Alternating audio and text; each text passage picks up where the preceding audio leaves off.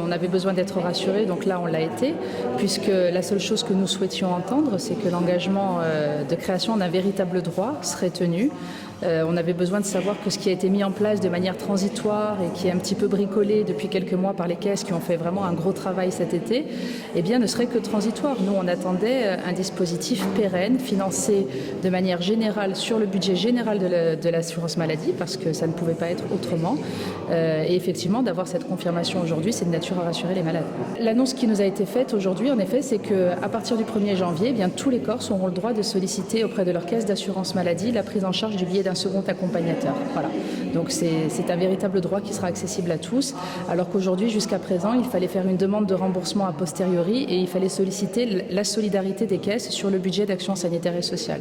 Donc à partir du 1er janvier, ça devient vraiment quelque chose de pérenne. Alors seront concernés tous les enfants qui résident en Corse et qui sont dans l'obligation de se rendre sur le continent pour accéder à des soins. Concrètement, ça veut dire que le médecin ici a prescrit un déplacement et ensuite que l'assurance maladie l'a validé. Voilà. Donc lorsqu'il y a eu ces doubles contrôles médicaux, je dirais, et qu'il faut partir, eh bien oui, à ce moment-là, les familles pourront solliciter le billet du deuxième parent. S'il y a 10 ans, on m'avait expliqué qu'on pourrait obtenir ça, je n'y aurais même pas cru. Donc évidemment, ça va concrètement changer le quotidien des familles.